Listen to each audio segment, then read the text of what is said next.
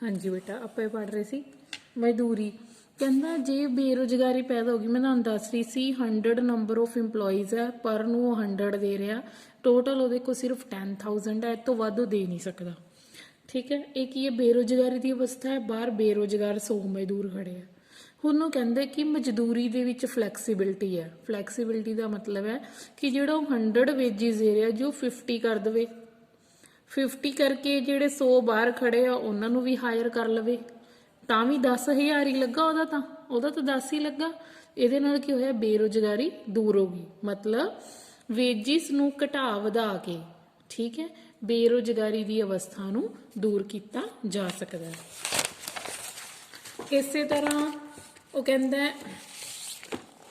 आगो ने इक्वेशंस दित्तियां होईयां ने देख लियो, मैं अंडरलाइन करता, रीड कर लियो, मतलब बेसिक सही है। NS की है, किरत दी पूर्ति, W असल मजदूरी, P की है प्राइस। अच्छा एक गल होर सुनो, असल मजदूरी की हुंदी है, असल मजदूरी बारे भी तुहानूं पता होना चाहिए। असल मजदूरी एक दित्ती हुई है, थोड़ा देख लो। असल मजदूरी मौद्रिक मजदूरी divided by price, money wages price. मतलब असल मजदूरी ਨੂੰ ਆਪਾਂ ਕਹਿੰਦੇ ਆ ਪਰਚੇਜ਼ਿੰਗ ਪਾਵਰ। ਸੌਖੇ ਸ਼ਬਦਾਂ ਵਿੱਚ ਮੰਨ ਲਓ ਕਿ ਜੇ ਮੈਂ ਪਰ ਡੇ 1000 ਰੁਪੀਸ ਕਮਾਨੀ ਆ, 1000 ਰੁਪੀਸ ਦੇ ਵਿੱਚੋਂ ਮੈਂ ਕਿੰਨੀਆਂ ਵਸਤੂਆਂ ਜਾਂ ਸੇਵਾਵਾਂ ਨੂੰ ਖਰੀਦ ਸਕਦੀ ਆ, ਉਹ ਹੈ ਮੇਰੀ ਅਸਲ ਮਜ਼ਦੂਰੀ, ਰਾਈਟ। Purchasing power. ਅਸਲ ਮਜ਼ਦੂਰੀ ਦੇ ਘੱਟ ਹੋਣ ਤੇ ਮਜ਼ਦੂਰਾਂ ਦੀ ਮੰਗ ਵੱਧਦੀ ਹੈ। ਜੇ ਅਸਲ ਮਜ਼ਦੂਰੀ ਘਟ ਗਈ, ਠੀਕ ਹੈ, ਅਸਲ ਮਜ਼ਦੂਰੀ ਘਟ ਗਈ, ਜਿਵੇਂ ਮੈਂ ਤੁਹਾਨੂੰ ਇੱਥੇ ਮੋਟਾ ਸਮਝਾਇਆ ਸੀ, 100 ਤੋਂ 50 ਹੋ ਗਈ, ਪਰਚੇਜ਼ਿੰਗ ਪਾਵਰ ਵੀ ਘਟੂਗੀ ਤਾਂ ਮਜ਼ਦੂਰਾਂ ਦੀ ਮੰਗ ਵੱਧ ਜੇਗੀ, ਤੇ ਜੇ ਅਸਲ ਮਜ਼ਦੂਰੀ ਵੱਧ ਹੈ ਤਾਂ ਮਜ਼ਦੂਰਾਂ ਦੀ ਮੰਗ ਘਟ ਜੇਗੀ। ਇਸੇ ਤਰ੍ਹਾਂ ਨੇ ਦਿੱਤਾ ਹੋਇਆ ਸਪਲਾਈ ਅਸਲ ਮਜ਼ਦੂਰੀ ਡਿਵਾਈਡਡ ਬਾਈ ਪ੍ਰਾਈਸ, ਠੀਕ ਹੈ। ਕਹਿੰਦਾ ਕਿ ਇਹਦਾ ਧਨਾਤਮਕ ਫਲਨ ਹੈ, ਅਸਲ ਮਜ਼ਦੂਰੀ ਦਾ ਕਿਰਤ ਦੀ ਪੂਰਤੀ ਦੇ ਨਾਲ ਪੋਜ਼ਿਟਿਵ ਰਿਲੇਸ਼ਨ ਹੈ। ਧਨਾਤਮਕ ਮੀਨਸ ਪੋਜ਼ਿਟਿਵ। ਅਸਲ ਮਜ਼ਦੂਰੀ ਜ਼ਿਆਦਾ ਹੋਏਗੀ ਤਾਂ ਸਪਲਾਈ ਜ਼ਿਆਦਾ ਹੋਏਗੀ, ਜੇ ਅਸਲ ਮਜ਼ਦੂਰੀ ਘੱਟ ਹੋਏਗੀ ਤਾਂ ਸਪਲਾਈ ਘੱਟ ਹੋਏਗੀ। ਇਸੇ ਤਰ੍ਹਾਂ ਡਿਮਾਂਡ ਦਾ ਉਲਟ ਰਿਲੇਸ਼ਨ ਹੈ, ਪਹਿਲਾਂ ਨੇ ਡਿਮਾਂਡ ਦਾ ਦਿੱਤਾ ਹੈ, ਠੀਕ ਹੈ, ਡਿਮਾਂਡ ਦਾ ਉਲਟ ਰਿਲੇਸ਼ਨ ਹੈ, ਜਿੰਨੀ ਅਸਲ ਮਜ਼ਦੂਰੀ ਘੱਟ ਹੈ ਉਨੀ ਡਿਮਾਂਡ ਜ਼ਿਆਦਾ ਹੈ, ਜਿੰਨੀ ਅਸਲ ਮਜ਼ਦੂਰੀ ਵੱਧ ਹੈ ਉਨੀ ਡਿਮਾਂਡ ਘੱਟ ਹੈ। ਤੇ ਇਕੁਇਲਿਬਰੀਅਮ ਕਿੱਥੇ ਹੋਏਗਾ, ਜਿੱਥੇ ਦੋਨਾਂ ਦੀ ਐਂਟੀ ਇਕੁਅਲਨੈਸ ਇਕੁਅਲ ਹੋ ਜਾਊਗਾ। Number of demanded EMPLOYEES, number of supply, ਕਿੰਨੇ ਅਸੀਂ ਡਿਮਾਂਡ ਕਰ ਰਹੇ ਹਾਂ, ਕਿੰਨੇ ਮਜ਼ਦੂਰਾਂ ਦੀ ਸਪਲਾਈ ਹੋ ਰਹੀ ਹੈ, ਜਦੋਂ ਦੋਨੋਂ ਇਕੁਅਲ ਹੋ ਜੂਗੇ ਫਿਰ ਕੀ ਹੋ ਜਾਣਗੇ, ਆਪਣਾ ਇਕੁਇਲਿਬਰੀਅਮ ਪੋਜੀਸ਼ਨ। ਇਸੇ ਤਰ੍ਹਾਂ ਇਹਨੂੰ ਡਾਇਗਰਾਮ ਦੇ ਰਸਤੇ ਵੀ ਸ਼ੋ ਕੀਤਾ, ਈਜ਼ੀ ਹੈ ਡਾਇਗਰਾਮ ਹੈ, ਧਿਆਨ ਨਾਲ ਦੇਖੋ। OX ਐਕਸਿਸ ਤੇ ਇੰਪਲੋਇਮੈਂਟ ਹੈ, OY ਤੇ ਵੇਜਿਸ ਹੈ, E ਕੀ ਹੈ, ਇਕੁਇਲਿਬਰੀਅਮ ਪੁਆਇੰਟ। ਇੱਥੇ ਦੇਖੋ ON, E ਇੱਧਰ ਆ ਰਿਹਾ, ON ਇੰਪਲੋਇਮੈਂਟ ਹੈ, ਠੀਕ ਹੈ। ਜਿੱਥੇ ਡਿਮਾਂਡ ਤੇ ਸਪਲਾਈ ਕਰ ਵਾਪਸ ਕੱਟ ਕਰਦੇ ਹੋਣ, ਮਤਲਬ ਇੱਥੇ ਦੋਨੋਂ ਬਰਾਬਰ ਹੈ। ਜੇ ਮੰਨ ਲਓ ਆਪਾਂ ਮੰਨ ਕੇ ਚੱਲੀਏ ਕਿ A ਪੁਆਇੰਟ ਤੇ ਦੇਖੋ, A ਪੁਆਇੰਟ ਤੇ ਕੀ ਹੈ, ਡਿਮਾਂਡ ਕਿੰਨੀ ਹੈ, O ਤੋਂ ਲੈ ਕੇ M ਤੱਕ ਮਜ਼ਦੂਰਾਂ ਦੀ, ਸਪਲਾਈ ਕਿੰਨੀ ਹੈ, ਸਪਲਾਈ ਕਰਵਾ ਇੱਥੇ ਆਊਗਾ, ਠੀਕ ਹੈ, ਸਪਲਾਈ OQ ਹੈ, ਤਾਂ ਪ੍ਰਾਈਸ ਵੇਜਿਸ ਕਿੰਨੇ ਹੈ, R ਵੇਜਿਸ। ਜੇਕਰ ਮਜ਼ਦੂਰੀ ਜਿਹੜੀ ਹੈ O ਤੋਂ ਲੈ ਕੇ R ਤੱਕ ਹੈ, ਠੀਕ ਹੈ, ਵੇਜਿਸ ਜ਼ਿਆਦਾ ਹੋਣ ਕਰਕੇ ਡਿਮਾਂਡ ਜਿਹੜੀ ਸੀ ਆਪਣੇ ਕੋਲ ਕਿੰਨੀ ਸੀ, ਉਹ ਡਿਮਾਂਡ A ਪੁਆਇੰਟ ਤੇ ਹੈ। ਦੇਖੋ A ਪੁਆਇੰਟ ਨੂੰ ਨੀਚੇ ਲਿਆਓ M ਪੁਆਇੰਟ ਤੇ, ਠੀਕ ਹੈ, ਡਿਮਾਂਡ ਕਿੰਨੀ ਹੋ ਰਹੀ ਹੈ, OM, ਤੇ ਸਪਲਾਈ ਕਿੰਨੀ ਹੈ, R ਵੇਜਿਸ ਤੇ OQ। ਇੱਥੇ ਕੀ ਡਿਮਾਂਡ ਘੱਟ ਹੈ, ਸਪਲਾਈ ਜ਼ਿਆਦਾ ਹੈ। ਜਦੋਂ ਕਿਸੇ ਚੀਜ਼ ਦੀ ਡਿਮਾਂਡ ਘੱਟ ਹੈ, ਸਪਲਾਈ ਜ਼ਿਆਦਾ, ਸਪਲਾਇਰ ਦੇ ਕੋਲ ਬਹੁਤ ਜ਼ਿਆਦਾ ਐਕਸੈਸ ਵਿੱਚ ਗੁੱਡਸ ਪਈਆਂ, ਖਰਾਬ ਹੋਣਗੀਆਂ, ਜੇ ਉਹ ਨਹੀਂ ਸੇਲ ਕਰੇਗਾ ਫਿਰ ਉਹ ਕੀ ਕਰੇਗਾ, ਪ੍ਰਾਈਸ ਡਾਊਨ ਕਰ ਦੇਗਾ। ਜਿਹੜੀ ਵੇਜਿਸ R ਸੀ, R ਤੋਂ ਕਿੰਨਾ ਕਰ ਦੇਗਾ, W, ਠੀਕ ਹੈ। ਇਹਦੇ ਨਾਲ ਕੀ ਹੋਇਆ, ਵੇਜਿਸ ਘਟਣ ਨਾਲ ਇਹ ਡਿਮਾਂਡ ਤੇ ਸਪਲਾਈ ਇਕੁਅਲ ਹੋ ਗਈ। ਜੇ ਇਹਨੂੰ ਦੂਸਰੀ ਕੰਡੀਸ਼ਨ 'ਚ ਰੱਖ ਕੇ ਦੇਖੋ ਕਿ ਵੇਜਿਸ T ਹੈ, ਠੀਕ ਹੈ, T ਤੇ ਕੀ ਹੈ ਕਿ T ਵੇਜਿਸ ਦੇ ਉੱਤੇ ਇਹ ਦੇਖੋ, ਹੁਣ ਆ ਨੀਚੇ, ਇੱਧਰ ਨੀਚੇ ਲਾਈਨ ਜਾ ਰਹੀ, G ਹੈ ਆਪਣੇ ਕੋਲ ਸਪਲਾਈ, ਹੁਣ ਸਪਲਾਈ ਘਟ ਗਈ, ਡਿਮਾਂਡ ਜ਼ਿਆਦਾ ਹੈ, ਸਪਲਾਈ ਘੱਟ ਹੈ, ਡਿਮਾਂਡ ਜ਼ਿਆਦਾ। ਜਦੋਂ ਡਿਮਾਂਡ ਜ਼ਿਆਦਾ ਹੋਏਗਾ ਤਾਂ ਵੇਜਿਸ ਅਪ ਹੋਣਗੇ, ਤੇ ਜਦੋਂ ਡਿਮਾਂਡ ਘੱਟ ਹੋਏਗੀ ਤਾਂ ਵੇਜਿਸ ਡਾਊਨ ਹੋਣਗੇ। ਇਸੇ ਤਰ੍ਹਾਂ ਵੇਜਿਸ ਆਪਸ ਦੇ ਵਿੱਚ ਫਲੈਕਸੀਬਿਲਿਟੀ ਦੇ ਨਾਲ ਫਲੈਕਸੀਬਲ ਹੈ, ਉੱਪਰ ਨੀਚੇ ਹੋ ਕੇ ਆਪਣੇ ਆਪ ਵਿੱਚ ਇੰਪਲੋਇਮੈਂਟ ਨੂੰ ਇਕੁਇਲਿਬ੍ਰੀਅਮ ਪੁਆਇੰਟ ਤੇ ਲੈ ਆਣਗੇ। ਸੌਰੀ ਮੈਂ ਗੁੱਡਸ ਸਰਵਿਸਿਜ਼ ਦੱਸਦੀ ਹਾਂ, ਆਪਾਂ ਕਰ ਰਹੇ ਹਾਂ ਵੇਜਿਸ, ਮਜ਼ਦੂਰਾਂ ਦੀ ਗੱਲ ਕਰ ਰਹੇ ਹਾਂ। ਜਦੋਂ ਵੇਜਿਸ ਐਨੇ ਸੀ ਆਰ ਤੇ ਸੀਗੇ, ਆਰ ਤੇ ਕੀ ਸੀਗਾ, ਡਿਮਾਂਡ ਘੱਟ ਸੀ ਸਪਲਾਈ ਜ਼ਿਆਦਾ ਸੀ, ਜ਼ਿਆਦਾ ਮਜ਼ਦੂਰ ਬਾਹਰ ਖੜੇ ਹੈ ਸਪਲਾਈ ਵਾਸਤੇ, ਪਰ ਡਿਮਾਂਡ ਹੈ ਨਹੀਂ ਕਿਉਂਕਿ ਵੇਜਿਸ ਬਹੁਤ ਹੈ। ਜਿਵੇਂ 100 ਵੇਜਿਸ ਹੈ, ਉਹਦੇ ਅਕੋਰਡਿੰਗ ਡਿਮਾਂਡ ਸਿਰਫ ਇੰਨੀ ਸੀ, O ਤੋਂ ਲੈ ਕੇ M ਤੱਕ, ਤੇ ਸਪਲਾਈ ਕਿੰਨੀ ਸੀ, O ਤੋਂ ਲੈ ਕੇ Q ਤੱਕ। ਫਿਰ ਆਪਾਂ ਕੀ ਕੀਤਾ, ਵੇਜਿਸ ਜ਼ਿਆਦਾ ਤੋਂ ਥੋੜੇ ਘਟਾਤੇ, ਘਟਾਉਣ ਤੇ ਇਕਵਲ ਹੋ ਗਏ। ਜੇ ਵੇਜਿਸ ਘੱਟ ਸੀਗੇ, ਬਹੁਤ ਘੱਟ ਸੀਗੇ, ਉੱਥੇ ਕੀ ਸੀ ਕਿ ਸਪਲਾਈ ਜਿਹੜੀ ਹੈ ਉਹ ਘੱਟ ਹੈ ਤੇ ਡਿਮਾਂਡ ਜ਼ਿਆਦਾ ਹੈ। ਮਜ਼ਦੂਰ ਇੰਨੀ ਜ਼ਿਆਦਾ ਘੱਟ ਮਜ਼ਦੂਰੀ ਤੇ ਕੰਮ ਕਰਨ ਲਈ ਤਿਆਰ ਨਹੀਂ ਹੈ, ਮਤਲਬ ਸਪਲਾਈ ਸਿਰਫ OM ਹੈ ਤੇ ਉਹ ਕਿੰਨੇ ਚ ਡਿਮਾਂਡ ਹੈ OQ ਸਾਨੂੰ ਇੰਡਸਟਰੀ ਵਿੱਚ ਚਾਹੀਦੇ ਹੈ। ਅਸੀਂ ਕੀ ਕਰਾਂਗੇ, ਥੋੜੇ ਜਿਹੇ ਵੇਜਿਸ ਵਧਾ ਦਾਂਗੇ ਤਾਂ ਕਿ ਇੰਪਲੋਈ ਜਿਹੜੇ ਹੈ ਉਹ ਕੰਮ ਕਰਨ ਲਈ ਤਿਆਰ ਹੋ ਜਾਣ। ਇਹ ਪੁਆਇੰਟ W ਤੇ ਆ ਗਈ, W ਹੀ ਇਕੁਇਲਿਬ੍ਰੀਅਮ ਪੁਆਇੰਟ ਹੈ ਜਿੱਥੇ ਡਿਮਾਂਡ ਤੇ ਸਪਲਾਈ ਆਪਸ ਵਿੱਚ ਇਕੁਅਲ ਹੋ ਰਹੇ। ਇਸੇ ਤਰ੍ਹਾਂ ਕੀਮਤ ਪੱਧਰ ਹੈ। ਜਿਹੜੇ ਕਲਾਸੀਕਲ ਇਕੋਨੋਮਿਸਟ ਹੈ ਨਾ, ਇਹ ਕਹਿੰਦੇ ਜਿਹੜਾ ਪ੍ਰਾਈਸ ਲੈਵਲ ਹੈ ਨਾ, ਪ੍ਰਾਈਸ ਲੈਵਲ 'ਚ ਕੀ ਹੈ ਕਿ ਮਨੀ ਜਿਹੜਾ ਸੀ, ਮੁਦਰਾ ਜਿਹਨੂੰ ਆਪਾਂ ਪੈਸਾ ਕਹਿੰਦੇ ਹਾਂ, ਇੱਕ ਸਿਰਫ ਵਟਾਂਦਰੇ ਦਾ ਸਾਧਨ ਹੈ। ਵਟਾਂਦਰੇ ਦਾ ਸਾਧਨ ਦਾ ਮਤਲਬ ਇਹਨੂੰ ਅਸੀਂ ਸਿਰਫ ਮੰਨ ਲਓ ਅਸੀਂ ਕੱਪੜੇ ਖਰੀਦਣ ਜਾਣਾ, ਪੈਸੇ ਦਿੱਤੇ ਕੱਪੜੇ ਖਰੀਦ ਲਏ, ਜੁੱਤੀ ਖਰੀਦਣ ਜਾਣਾ ਪੈਸੇ ਦਿੱਤੇ, ਇੱਕ ਸਿਰਫ ਮੀਡੀਅਮ ਆਫ ਐਕਸਚੇਂਜ, ਪੈਸਾ ਦੇ ਕੇ ਅਸੀਂ ਆਪਣੀਆਂ ਜ਼ਰੂਰਤ ਦੀਆਂ ਵਸਤੂਆਂ ਲੈ ਰਹੇ ਹਾਂ, ਇਹਨੂੰ ਕਹਿੰਦੇ ਆ ਮੀਡੀਅਮ ਆਫ ਐਕਸਚੇਂਜ। ਕਹਿੰਦਾ ਇਹਦਾ ਰੁਜ਼ਗਾਰ ਜਾਂ ਆਮਦਨ ਤੇ ਕੋਈ ਅਸਰ ਨਹੀਂ ਹੁੰਦਾ, ਇਹ ਤੁਸੀਂ ਰੀਡ ਕਰ ਲਿਓ। ਇਹੀ ਕਹਿੰਦਾ ਸਿਰਫ ਇਹਦਾ ਉਦੇਸ਼ ਕੀ ਹੈ, ਕਾਰੋਬਾਰੀ ਉਦੇਸ਼, ਕਿ ਅਸੀਂ ਕਾਰੋਬਾਰ ਕਰਨਾ ਹੈ, ਉਹਦੀ ਮੰਗ, ਕਿਸੇ ਵਸਤੂ ਦੀ ਮੰਗ ਕੀਤੀ ਖਰੀਦਣ ਜਾਂ ਵੇਚਣ ਵਾਸਤੇ ਹੀ ਇਹਨੂੰ ਅਸੀਂ ਯੂਜ਼ ਕਰਦੇ ਹਾਂ। ਕਹਿੰਦਾ ਮੁਦਰਾ ਦੀ, ਇਸ ਕਰਕੇ ਕਹਿੰਦਾ ਕਿ ਮੁਦਰਾ ਦੀ ਮੰਗ ਕੇਵਲ ਕਾਰੋਬਾਰੀ ਉਦੇਸ਼ ਲਈ ਹੈ। ਮੁਦਰਾ ਦੀ ਮਾਤਰਾ ਵਧਣ ਤੇ ਕੁੱਲ ਮੰਗ ਵੱਧ ਜੇਗੀ ਤੇ ਮੁਦਰਾ ਦੀ ਮਾਤਰਾ ਘੱਟ ਹੋਣ ਤੇ ਕੁੱਲ ਮੰਗ ਘੱਟ ਜੇਗੀ। ਨੈਚੁਰਲੀ ਹੈ, ਜੇ ਸਾਡੇ ਕੋਲ ਮੁਦਰਾ ਦੀ ਮਾਤਰਾ ਜ਼ਿਆਦਾ ਹੈ ਤਾਂ ਅਸੀਂ ਜ਼ਿਆਦਾ ਡਿਮਾਂਡ ਕਰਾਂਗੇ। ਮੰਨ ਲਓ ਮੇਰੀ ਜੇਬ 'ਚ ਜ਼ਿਆਦਾ ਪੈਸੇ ਹੈ ਤੇ ਮੈਂ ਜ਼ਿਆਦਾ ਡਿਮਾਂਡ ਕਰੂੰਗੀ, ਜੇ ਮੇਰੇ ਕੋਲ ਮੁਦਰਾ ਘੱਟ ਹੈ ਤੇ ਮੈਂ ਘੱਟ ਡਿਮਾਂਡ ਕਰੂੰਗੀ। ਠੀਕ ਹੈ, ਅਰਥ ਵਿਵਸਥਾ ਵਿੱਚ ਪੂਰਨ ਰੁਜ਼ਗਾਰ ਸੰਤੁਲਨ ਦੀ ਹਾਲਤ ਬਣਾਏ ਰੱਖਣ ਲਈ ਜ਼ਰੂਰੀ ਹੈ ਕਿ ਕੁੱਲ ਪੂਰਤੀ ਅਤੇ ਕੁੱਲ ਮੰਗ ਇੱਕ ਦੂਜੇ ਦੇ ਬਰਾਬਰ ਹੋ ਜਾਣ। ਇਹਦੇ ਵਾਸਤੇ ਉਹਨਾਂ ਨੇ ਆਹ ਦਿੱਤੀ ਇਕੁਏਸ਼ਨ ਆਪਾਂ ਨੂੰ, MV = PT। M ਮੀਨਸ ਮੁਦਰਾ ਦੀ ਪੂਰਤੀ, V ਮੀਨਸ ਚਲਨ ਗਤੀ, ਮਤਲਬ ਮੁਦਰਾ ਦੀ ਪੂਰਤੀ ਮੰਨ ਲਓ 100 ਦੇ ਕਿੰਨੇ ਨੋਟ ਹੈ ਜਾਂ 500 ਦੇ, ਇਕੋਨਮੀ ਦੇ ਵਿੱਚ ਮਨੀ ਕਿੰਨੀ ਹੈ। ਚਲਨ ਗਤੀ ਮਤਲਬ ਇੱਕ ਨੋਟ ਕਿੰਨੇ ਹੱਥਾਂ 'ਚੋਂ ਘੁੰਮ ਕੇ ਜਾਂਦਾ ਹੈ। ਇਹ ਬਾਅਦ 'ਚ ਇਹਦੀ ਆਲੋਚਨਾ ਬਣ ਜਾਣੀ ਹੈ ਕਿਉਂਕਿ ਇਹਨੂੰ ਡਿਟਰਮਿਨ ਕਰਨਾ ਬੜਾ ਮੁਸ਼ਕਿਲ ਹੈ। ਮੰਨ ਲਓ 500 ਦਾ ਅੱਜ ਮੇਰੇ ਕੋਲ ਨੋਟ ਹੈ, ਮੈਂ ਕਿਸੇ ਹੋਰ ਨੂੰ ਦਿੱਤਾ, ਆਪਾਂ ਕਿਹੜਾ ਤੇ ਕਾਊਂਟਿੰਗ ਲਿਖ ਰਹੇ ਹਾਂ ਕਿ ਦੂਸਰੇ ਬੰਦੇ ਕੋ ਗਿਆ, ਤੀਸਰੇ ਕੋ ਗਿਆ, ਕਾਊਂਟਿੰਗ ਤਾਂ ਨਹੀਂ ਲਿਖ ਰਹੇ ਨਾ। ਇਸ ਕਰਕੇ ਇਹ ਚੀਜ਼ ਜਿਹੜੀ ਚਲਨ ਗਤੀ ਹੈ ਇਹ ਮੈਜ਼ਰ ਕਰਨੀ ਥੋੜੀ ਟਫ ਹੈ। P ਮੀਨਸ ਕੀ ਹੋ ਗਿਆ, ਪ੍ਰਾਈਸ ਲੈਵਲ। ਠੀਕ ਹੈ, T ਮੀਨਸ ਟ੍ਰੇਡ ਟ੍ਰਾਂਜੈਕਸ਼ਨਸ, ਇਹ ਇਹਦਾ ਰੱਖਿਆ ਇਹਨਾਂ ਨੇ। ਪ੍ਰਾਈਸ, ਟ੍ਰੇਡ ਟ੍ਰਾਂਜੈਕਸ਼ਨਸ ਕਿੰਨੀਆਂ ਟ੍ਰਾਂਜੈਕਸ਼ਨਸ ਹੋਈਆਂ ਉਹਨੂੰ ਪ੍ਰਾਈਸ ਨਾਲ ਮਲਟੀਪਲਾਈ ਕਰਤਾ। ਠੀਕ ਹੈ, ਇਹ ਕੀ ਹੋ ਗਈ, ਸਪਲਾਈ ਸਾਈਡ। ਤੇ ਜਿੰਨੀ ਆਪਣੇ ਕੋਲ ਮਨੀ ਹੈ ਤੇ ਕਿੰਨੀ ਉਹਦੀ ਚਲਨ ਗਤੀ ਹੈ, ਇਹ ਹੋ ਗਈ ਆਪਣੀ ਡਿਮਾਂਡ ਸਾਈਡ ਮਨੀ ਦੀ। ਇਸ ਲਈ ਉਹ ਕਹਿੰਦਾ ਕਿ ਜਿਹੜੀ ਹੁਣ ਕੀ ਸਥਿਰ ਹੈ, ਮੁਦਰਾ ਦੀ ਚਲਨ ਗਤੀ ਸਥਿਰ ਹੈ, ਵਪਾਰਕ ਸੌਦੇ ਸਥਿਰ ਹੈ। ਠੀਕ ਹੈ, ਆ ਦੇਖੋ MV ਤੇ PT ਦੇ ਵਿੱਚੋਂ ਮੁਦਰਾ ਦੀ ਚਲਨ ਗਤੀ ਤੇ ਵਪਾਰਕ ਸੌਦੇ ਸਥਿਰ ਹੈ ਤੇ ਰਿਲੇਸ਼ਨ ਕਿਹਦਾ ਬਣਿਆ ਫਿਰ, ਮਨੀ ਤੇ ਪ੍ਰਾਈਸ ਲੈਵਲ ਦਾ। ਠੀਕ ਹੈ, ਇਸ ਕਰਕੇ ਕਹਿੰਦੇ ਮੁਦਰਾ ਦੀ ਮਾਤਰਾ ਤੇ ਕੀਮਤ ਦਾ ਇੱਕ ਪੱਖੀ ਸੰਬੰਧ ਹੈ। ਮੁਦਰਾ ਦੀ ਮਾਤਰਾ ਵਿੱਚ ਹੋਣ ਵਾਲੇ ਪਰਿਵਰਤਨ ਦਾ ਮੁਦਰਾ ਦੀ ਕੀਮਤ ਤੇ ਕੋਈ ਪ੍ਰਭਾਵ ਨਹੀਂ ਪੈਂਦਾ। ਇਹਦੇ ਵਿੱਚ ਕੀ ਕਹਿੰਦੇ ਕਿ ਜੇ ਮੁਦਰਾ ਦੀ ਮਾਤਰਾ ਵਧਣ ਤੇ ਕੀਮਤ ਪੱਧਰ ਵੱਧਦਾ ਹੈ ਤੇ ਮੁਦਰਾ ਦੀ ਮਾਤਰਾ ਦੇ ਘਟਣ ਤੇ ਕੀਮਤ ਪੱਧਰ ਘੱਟ ਹੋ ਜਾਂਦਾ ਹੈ। ਆ ਹੈ ਮਨੀ ਸਪਲਾਈ, ਨੈਚੁਰਲ ਗੱਲ ਹੈ।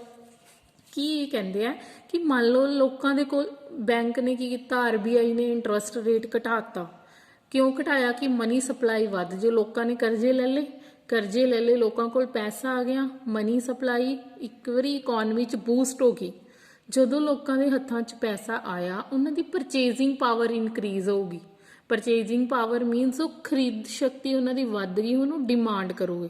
ਜਦੋਂ ਡਿਮਾਂਡ ਕਰੋਗੇ ਪਿੱਛੋਂ ਪ੍ਰੋਡਕਸ਼ਨ ਤਾਂ ਹੈ ਨਹੀਂ ਗੀ, ਜਿੰਨੀ ਆਲਰੇਡੀ ਸੀ ਉਨੀ ਚੱਲ ਰਹੀ ਹੈ, प्रोडक्शन घट है जिहदे नाल की है प्राइस लैवल एकदम इनक्रीज हो जाऊगा, जिन्हों आप कहने मुद्रास्फीति या महंगाई। अज महंगाई का रीजन की है कि प्रोडक्शन पिछों घट हो रही है, सप्लाई वध रही है मनी की, मनी सप्लाई वधन नाल साडी परचेजिंग पावर तो वध गई, लेकिन पिछों सप्लाई है नहीं गी, जिंदे करके कीमतां वध जांदियां। इस करके कहंदे आ प्राइस ते मनी दे पद्धर ते प्राइस लैवल का सीधा संबंध। यही उन्हें डायग्राम च दिखाया। आउटपुट इंपलॉयमेंट, आउटपुट या इंपलॉयमेंट दिखाई ये देखो, ये की है प्राइस लैवल, तो AS की है, ये सप्लाई करव है। कहता AS की है सप्लाई करव, जेड़ा कि स्थिर है, सरल खड़ी रेखा का मतलब है कि ये ना घटनी है ना वधनी है, सप्लाई स्टेबल है। हुण जे डिमांड घटूगी वधूगी इंपलॉयमेंट की, तो उनके ते की असर पऊगा प्राइस लैवल का। मान लो पहला किन्ना सीगा अपने कोल प्राइस P प्राइस के उत्ते डिमांड किन्नी सी AD की, ठीक है।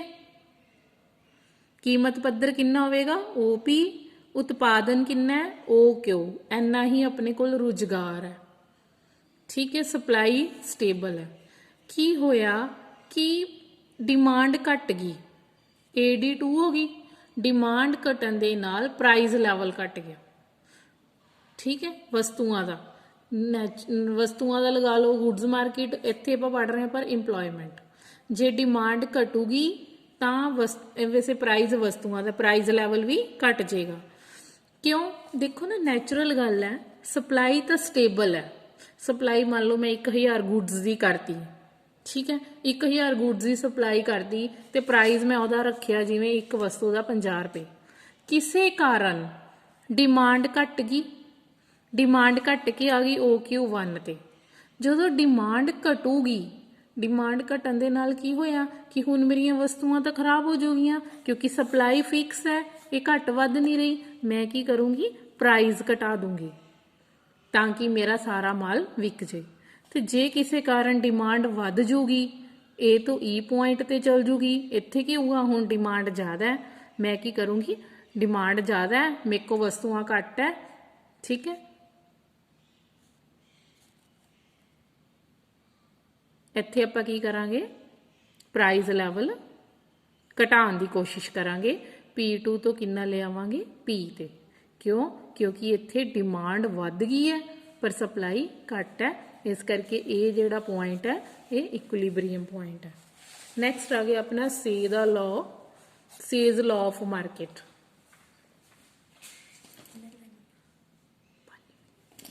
सेज लॉ ऑफ मार्केट से की कहता है, आप नैक्सट चैप्टर भी पढ़ना है, वैसे ये आप शॉर्ट च ही पढ़ांगे, ठीक है। से कहता है ये भी क्लासिकल इकोनॉमिस्ट सीगा। से कहता है कि जिहड़ी पूर्ति है वो अपनी मंग का आप निर्माण करती है। पूर्ति ही supply creates its own demand, supply create करती है अपनी डिमांड। इन्हू मैं तुहानू छोटी जी एग्जाम्पल ना सिंपल लैंग्वेज दसदी हूँ, फिर शायद तुहानू समझ आ जाए। मान लो अपने को 4 है फैक्टर्स प्रोडक्शन दे, ठीक है। लैंड लेबर एंटरप्रेन्योर ते कैपिटल, ठीक है। सारे मान लो 25, मैं टोटल 100 करोड़ की प्रोडक्शन की, 100 करोड़ के विचों 25 लाख जिहड़ा है मैं लैंड वाले नूं रेंट दिता। सारिਆਂ ਨੂੰ मैं इक्वल वंडदी नहीं तुहानू ईजी करन लई। 25 लाख लेबर वाले नूं, 25 लाख जिहड़ा दिता मैं एंटरप्रेन्योर दा प्रॉफिट, 25 लाख मैं ब्याज देती, ईजी करन लई दस्सिया। उत्पादन के 4 साधन हुंदे आ, चारों साधनों च मैं 100 करोड़ वंडता, मतलब 100 करोड़ के विच मैं एक इंडस्ट्री नहीं लगाई, काफ़ी इंडस्ट्रीज़ लगाइयां। मैं सारा टोटल लैके तुहानू दस रही हाँ। जो मैं सारिया इंडस्ट्रीज़ लगाइयां, हुण 25-25 लाख वंडता, इन्हें की करना लैंड वाले ने, जिहड़ा उन्होंने 25 लाख की इनकम हुई, ये 100 करोड़ के विच कपड़ा भी बनिया, जुत्तियां भी बनिया, है ना, लग्जरी आइटम्स, TV फ्रिज सारा कुछ बनिया। ये 25 लाख जिहड़ी इनकम हुई लैंड वालियां नूं, इन्हां ने आ 100 करोड़ के उत्पादन ते ही खर्च करनी है। Supply creates its own demand, ध्यान नाल सुनो, सप्लाई क्रिएट हुई, सप्लाई ने 25 लाख की इनू इनकम दिती क्योंकि आप सप्लाई कर रहे सी, इन्ने ही डिमांड की इन्ना वस्तुआं की जिहड़े 100 करोड़ बने, ठीक है। ਸਪਲਾਈ ਨੇ ਹੀ ਡਿਮਾਂਡ ਕਰਨੀ ਹੈ ਜਿਹੜੀਆਂ ਵਸਤੂਆਂ ਬਣ ਚੁੱਕੀਆਂ। ਇਹ ਇਨਕਮ ਹੋਈ, ਇਨਕਮ ਤੋਂ ਉਹਨੇ ਡਿਮਾਂਡ ਕੀਤੀ, ਜਿੰਨੀ ਇਨਕਮ ਹੋਈ ਸਾਰੀ ਦੀ ਸਾਰੀ ਉਹ ਖਰਚ ਦੋਗੇ, 25-25 ਲੱਖ ਸਾਰੇ ਖਰਚ ਦੋਗੇ। ਜਿੰਨੀ ਸਪਲਾਈ ਹੋਈ ਇੰਨੀ ਹੀ ਡਿਮਾਂਡ ਬਣਾ ਲਈ ਆਪਣੀ, ਕਿਉਂਕਿ ਇਹੀ ਲੋਕ ਡਿਮਾਂਡ ਕਰੂਗੇ ਜਿਹੜੀਆਂ ਵਸਤੂਆਂ ਬਣੀਆਂ। ਠੀਕ ਹੈ। ਉਸ ਤੋਂ ਇਲਾਵਾ ਇਹਦੇ ਵਿੱਚ ਇੱਕ ਹੋਰ ਗੱਲ ਕਹੇਗੀ ਕਿ ਇੱਕ ਆਪਣੀ ਹਿਊਮਨ ਨੇਚਰ ਵੀ ਹੈ ਕਿ ਆਪਾਂ ਸਾਰੇ ਦੇ ਸਾਰੇ ਪੈਸੇ ਨਹੀਂ ਖਰਚਦੇ। 25 ਲੱਖ ਚੋਂ 20 ਲੱਖ ਖਰਚਾਂਗੇ, 5 ਲੱਖ ਬਚਾ ਲਾਂਗੇ। ਫਿਰ ਉਹ ਕਹਿੰਦੇ ਜਿਹੜਾ 5 ਲੱਖ ਸੇਵਿੰਗ ਹੋਊਗਾ ਨਾ ਉਹਨੂੰ ਇਨਵੈਸਟ ਕਰ ਦੋ, ਕੋਈ ਐਫਡੀ ਕਰਾ ਲਓ, ਕੁਝ ਕਰਾ ਲਓ, ਬੈਂਕ ਚਲਾ ਗਿਆ। ਉਹ ਇਨਵੈਸਟਮੈਂਟ ਵੀ ਫਿਰ ਉਹ ਬਿਜ਼ਨਸ 'ਚ ਹੀ ਆ ਜਾਏਗੀ। ਇਸ ਕਰਕੇ ਕਹਿੰਦਾ ਫਿਰ ਸੇਵਿੰਗ ਤੇ ਇਨਵੈਸਟਮੈਂਟ ਆਪਸ ਵਿੱਚ ਇਕੁਅਲ ਹੋ ਜਾਣਗੇ। ਇਹ ਸੇ ਦਾ ਬਾਜ਼ਾਰ ਨਿਯਮ ਹੈ। ਇਹ ਤੁਸੀਂ ਜਿਹੜਾ ਅੰਡਰਲਾਈਨ ਕੀਤਾ ਨਾ, ਮੈਂ ਇਹਨੂੰ ਇੱਕ ਵਾਰੀ ਰੀਡ ਕਰ ਲਿਓ। ਠੀਕ ਹੈ। ਵੀਡੀਓ ਪੌਜ਼ ਕਰਕੇ ਪਹਿਲਾਂ ਅੰਡਰਲਾਈਨ ਦੇਖ ਲਿਓ ਕਿੰਨਾ ਕੀਤਾ, ਬੁੱਕ ਦੇ ਵਿੱਚੋਂ ਵੀ ਅੰਡਰਲਾਈਨ ਕਰ ਲਿਓ। ਇਸੇ ਤਰ੍ਹਾਂ ਇਹਦਾ ਵੀ saving, investment, rate of interest ਨੇ ਵੀ ਦੱਸਿਆ ਹੋਇਆ। ਸੇਮ ਡਾਇਗਰਾਮ ਹੈ ਜਿਹੜਾ ਆਪਾਂ ਪਹਿਲਾਂ ਕੀਤਾ ਹੈ। ਰੇਟ ਆਫ ਇੰਟਰਸਟ, ਸੇਵਿੰਗ ਤੇ ਇਨਵੈਸਟਮੈਂਟ ਨਾਲ ਜਦੋਂ ਡਿਮਾਂਡ ਘਟ ਜਾਂਦੀ ਹੈ, ਸਪਲਾਈ ਵੱਧ ਜਾਂਦੀ ਹੈ ਤਾਂ ਰੇਟ ਆਫ ਇੰਟਰਸਟ ਘਟ ਜਾਂਦੀ ਹੈ। ਜੇ ਡਿਮਾਂਡ ਘਟ ਗਈ, ਇੱਥੇ ਡਿਮਾਂਡ ਵੱਧ ਸੀ, ਸੇਵਿੰਗ ਘਟ ਸੀ ਤਾਂ ਰੇਟ ਆਫ ਇੰਟਰਸਟ ਵੱਧ ਗਈ, ਜਿਵੇਂ ਪਿਛਲੇ ਡਾਇਗਰਾਮ ਹੈ। ਠੀਕ ਹੈ। ਇਹ ਸੇ ਦਾ ਲਾਅ ਹੈ। ਇਸ ਤੋਂ ਬਾਅਦ ਇਹਦੀ ਆਲੋਚਨਾ ਹੈ, ਇਹ ਵੀ ਆਪਾਂ ਕਰ ਲੈਣੇ। ਚਲੋ, ਸੇ ਦੇ ਬਾਜ਼ਾਰ ਦੀਆਂ ਕਮਜ਼ੋਰੀਆਂ। ਸੇ ਦੇ ਬਾਜ਼ਾਰ 'ਚ ਕਹਿੰਦੇ ਕਮਜ਼ੋਰੀਆਂ ਵੀ ਹੈ। ਇਹ 'ਚ ਕੀ ਪ੍ਰੋਬਲਮਸ ਹੈ, ਇਹ ਮੈਂ ਮਾਰਕ ਨਹੀਂ ਕੀਤੀਆਂ, ਤੁਸੀਂ ਦੇਖ ਲਿਓ, ਜਿਹੜੇ ਤੁਹਾਨੂੰ ਇੰਪੋਰਟੈਂਟ ਲੱਗੇ ਉਹ ਕਰ ਲਿਓ। ਕਹਿੰਦਾ ਕਿ ਪੂੰਜੀਵਾਦੀ ਸਮਾਜ ਦਾ ਢਾਂਚਾ ਅਜਿਹਾ ਹੈ ਕਿ ਇਹਨੂੰ ਦੋ ਵਰਗਾਂ 'ਚ ਵੰਡਤਾ, ਇੱਕ ਅਮੀਰ ਤੇ ਇੱਕ ਗਰੀਬ। ਅਮੀਰ ਵਰਗ ਨੂੰ ਰਾਸ਼ਟਰੀ ਆਮਦਨ ਦਾ ਵਧੇਰੇ ਹਿੱਸਾ ਪ੍ਰਾਪਤ ਹੁੰਦਾ ਹੈ ਨਾ, ਤੇ ਦੂਜਾ ਵਰਗ ਗਰੀਬ ਹੈ। ਅਮੀਰ ਵਰਗ ਨੂੰ ਜ਼ਿਆਦਾ ਮਿਲ ਗਿਆ ਤੇ ਉਹ ਜ਼ਿਆਦਾ, ਮਤਲਬ ਕਿ ਇਹ ਕਹਿੰਦਾ ਹੈ ਕਿ ਆਪਾਂ ਕਹਿ ਦਿੰਦੇ ਕਿ ਸਾਰਾ ਪੈਸਾ ਖਰਚ ਲਿਆ, ਜਿਹੜਾ ਬਚ ਗਿਆ ਉਹਨੂੰ ਇਨਵੈਸਟਮੈਂਟ ਕਰਤਾ, ਬਚਤ ਤੇ ਨਿਵੇਸ਼ ਬਰਾਬਰ ਹੋ ਗਏ। ਬਟ ਉਹ ਕਹਿੰਦਾ ਕਿ ਇਕਨੋਮੀ ਦਾ ਜਿਹੜਾ ਜ਼ਿਆਦਾ ਪੈਸਾ ਹੈ ਨਾ, ਜ਼ਿਆਦਾਤਰ ਅਮੀਰਾਂ ਦੇ ਹੱਥ ਵਿੱਚ ਹੈ। ਤੇ ਅਮੀਰ ਕੀ ਕਰਦੇ ਹੈ? ਪਹਿਲੀ ਤਾਂ ਗੱਲ ਹੈ ਕਿ ਉਹ ਘੱਟ ਉਪਭੋਗ ਕਰੋਗੇ ਕਿਉਂਕਿ ਉਹਨਾਂ ਦਾ ਕੰਜ਼ੰਪਸ਼ਨ ਲੈਵਲ ਇੱਕ ਹੱਦ ਤੱਕ ਪੂਰਾ ਹੋ ਚੁੱਕਾ। ਅਮੀਰ ਬੰਦੇ ਨੇ ਜਿੰਨਾ ਕੁ ਵਧੀਆ ਖਾਣਾ ਉਹ ਖਾ ਚੁੱਕਾ ਹੁੰਦਾ ਨਾ, ਹੋਰ ਉਹ ਕਿੰਨਾ ਵੱਧ ਖਾ ਸਕਦਾ, ਕਿੰਨੇ ਕੁ ਮਹਿੰਗੇ ਕੱਪੜੇ ਲੈ ਸਕਦਾ, ਉਹਦੇ ਕੋਲ ਆਲਰੇਡੀ ਉਹਦਾ ਉਹ ਲੈਵਲ ਹੁੰਦਾ। ਕੰਜ਼ੰਪਸ਼ਨ ਤੇ ਉਹ ਜ਼ਿਆਦਾ ਖਰਚ ਨਹੀਂ ਕਰਦਾ।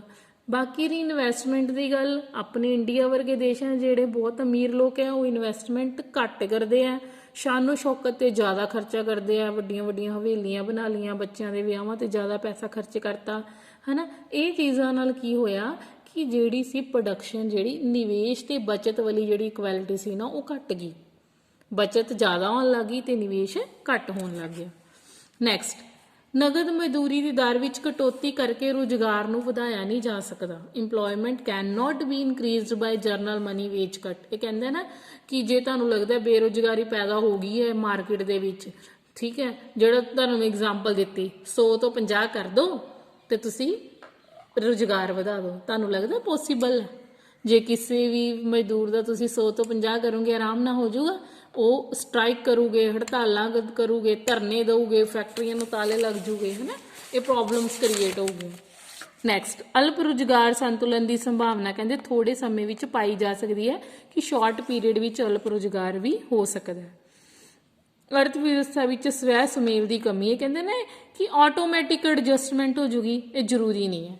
ਸਾਰੀਆਂ ਤਾਕਤਾਂ ਆਪਣੇ ਆਪ ਵਿੱਚ ਸੰਤੁਲਿਤ ਨਹੀਂ ਹੁੰਦੀਆਂ, ਕਈ ਜਗ੍ਹਾ ਤੇ ਗਵਰਨਮੈਂਟ ਨੂੰ ਇੰਟਰਫੇਅਰ ਕਰਨਾ ਪੈਂਦਾ।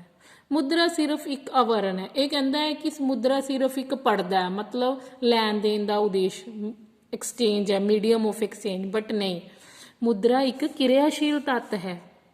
ਠੀਕ ਹੈ, ਕਿਰਿਆਸ਼ੀਲ ਹੈ, ਤਾਂ ਹੀ ਕਹਿੰਦੇ ਨਾ ਮੰਗ ਘਟਦੀ ਹੈ ਵੱਧਦੀ ਹੈ। ਬਚਤ ਅਤੇ ਨਿਵੇਸ਼ ਵਿਆਜ ਸਾਪੇਖ ਨਹੀਂ ਹੈ। ਇਹ ਕਹਿੰਦੇ ਕਿ ਬਚਤ ਅਤੇ ਨਿਵੇਸ਼ ਇੰਟਰਸਟ ਰੇਟ ਤੋਂ ਡਿਟਰਮਿਨ ਹੁੰਦੇ ਆ, ਕਿ ਜੇ ਇੰਟਰਸਟ ਦੋਨੋਂ ਪੱਖਾਂ ਤੋਂ ਸੋਚ ਕੇ ਦੇਖੋ। ਨਿਵੇਸ਼ ਜਦੋਂ ਆਪਾਂ ਕਰਨ ਜਾਂਦੇ ਹਾਂ ਨਾ, ਆਪਾਂ ਕਿਤੇ ਐਫਡੀ ਕਰਾਉਣ ਜਾਂਦੇ ਹਾਂ, ਆਪਾਂ ਦੇਖਦੇ ਹਾਂ ਜੇ ਵਿਆਜ ਦੀ ਦਰ ਜ਼ਿਆਦਾ ਆਪਾਂ ਜ਼ਿਆਦਾ ਨਿਵੇਸ਼ ਕਰਾਂਗੇ, ਹੈ ਨਾ, ਜ਼ਿਆਦਾ ਐਫਡੀਆਂ ਕਰਾਵਾਂਗੇ। ਜੇ ਘੱਟ ਹੈ ਤਾਂ ਘੱਟ ਕਰਾਵਾਂਗੇ। ਸਪਲਾਈ ਸਾਈਡ ਤੋਂ ਐਂਟਰਪ੍ਰੀਨਰ ਕੀ ਦੇਖਦਾ, ਜੇ ਉਹਨੂੰ ਇੰਟਰਸਟ ਰੇਟ ਘੱਟ ਮਿਲ ਰਿਹਾ ਤਾਂ ਉਹ ਵੱਧ ਲੋਨ ਲਵੇਗਾ, ਵੱਧ ਤੇ ਘੱਟ ਲਵੇਗਾ, ਦੋਨਾਂ ਦੇ ਓਪੋਜ਼ਿਟ ਰਿਲੇਸ਼ਨ ਹੁੰਦੇ ਆ। ਹੁਣ ਇਹ ਕਹਿੰਦੇ ਕਿ ਇੰਟਰਸਟ ਰੇਟ ਤੇ ਡਿਪੈਂਡ ਕਰਦਾ, ਜਿੰਨਾ ਇੰਟਰਸਟ ਰੇਟ ਸਾਨੂੰ ਜ਼ਿਆਦਾ ਮਿਲੇਗਾ ਤਾਂ ਲੋਕ ਸੇਵਿੰਗ ਨੂੰ ਇਨਵੈਸਟਮੈਂਟ ਵਿੱਚ ਚੇਂਜ ਕਰਨਗੇ। ਬਟ ਨਹੀਂ, ਇਹਦੇ ਵਿੱਚ ਇਹ ਕਹਿੰਦਾ ਸਿਰਫ ਤੁਸੀਂ ਵਿਆਜ ਦੀ ਦਰ ਨੂੰ ਨਾ ਦੇਖੋ, ਬਚਤ ਤੇ ਨਿਵੇਸ਼ ਦੇ ਵਿੱਚ ਆਮਦਨ ਵੀ ਬਹੁਤ ਮਾਇਨੇ ਰੱਖਦੀ ਹੈ। ਜੇ ਆਪਣੀ ਇਨਕਮ ਹੀ ਨਹੀਂ ਹੈਗੀ, ਮੰਨ ਲਓ ਮੇਰੀ ਇਨਕਮ ਹੀ ਨਹੀਂ ਹੈ, मैं 30-35 हज़ार रुपया पर मंथ लैनी है, सपोज करो अज के टाइम 35,000 मेरा मंथली खर्चा हो गया। चाहे तुसी मैनू कह दो कि मैं 20% महीना दिना तो तुसी FD करा लो, जो मेरे को इनकम ही नहीं है तो मैं कितों जाके FD करा लूँगी। इस करके कहता कि जो बचत ते निवेश है सिर्फ ब्याज ते डिपेंड नहीं करता, इनकम ते भी डिपेंड करता। दखल ना देने की नीति की अपरवानगी है, कहते सरकार दखल ना देवे, बट अजकल दियां सरकार ਜਿਹੜੇ नवे इकोनॉमिस्ट ਸੀਗੇ ਕਹਿੰਦੇ कि सरकारां ਨੂੰ दखल देना चाहिए, बट वैलफेयर मोटिव नाल, ना कि काम अड़काऊ मोटिव नाल, वैलफेयर मोटिव नाल। अल्पकालीन समस्यावां नूं नज़रअंदाज करता, ये तो बड़ा लंबा पीरीयड है, कदों असीं मजदूरी घटावांगे, कदों रोज़गार वधूगा, बट शॉर्ट पीरीयड दी इन्हें कोई सल्यूशन नहीं दिता। ਇਹ ਸਧਾਰਨ ਸੰਤੁਲਨ ਦਾ ਵਿਸ਼ਲੇਸ਼ਣ ਨਹੀਂ ਹੈ, ਇਹ ਸਿਰਫ ਇੱਕ ਵਿਸ਼ੇਸ਼ ਹਾਲਤ ਦਾ ਵਿਸ਼ਲੇਸ਼ਣ ਹੈ, ਜਿਵੇਂ ਬੇਰੁਜ਼ਗਾਰੀ ਦਾ। ਇਸ ਤੋਂ ਇਲਾਵਾ ਹੋਰ ਬੜੀਆਂ ਹਾਲਤਾਂ ਹੁੰਦੀਆਂ, ਉਹਦੇ ਬਾਰੇ ਕੋਈ ਐਨਾਲਿਸਿਸ ਨਹੀਂ ਹੈ। 10 ਪੁਆਇੰਟ ਕਰ ਲਓ, ਇਨਫ ਹੈ। ਠੀਕ ਹੈ, ਇਹ ਸੀਗੀਆਂ ਤੁਹਾਡੀਆਂ ਕ੍ਰਿਟਿਸਿਜ਼ਮ। ਅੱਜ ਤੁਹਾਡੀ classical theory of employment complete ਹੋ ਗਈ। ਇਹਨੂੰ ਚੰਗੀ ਤਰ੍ਹਾਂ ਨੋਟਸ ਬਣਾ ਕੇ, ਕਿਸੇ ਬੱਚੇ ਨੇ ਮੈਨੂੰ ਕਦੀ ਗਰੁੱਪ 'ਚ ਕੁਝ ਨਹੀਂ ਸੈਂਡ ਕੀਤਾ, ਕਿਉਂਕਿ ਤੁਸੀਂ ਹਜੇ ਧਿਆਨ ਨਹੀਂ ਦੇ ਰਹੇ। तो इस गल ते भी ना रहियो कि पेपर ऑनलाइन ही होने हैं, कुछ नहीं पता। होर 2-3 महीनों बाद सारा कुछ खुल जे तो पेपर जे तुहाडे ऑफलाइन हो गए तो अपनी प्रॉपर तैयारी रखो। ठीक है बेटा, थैंक यू।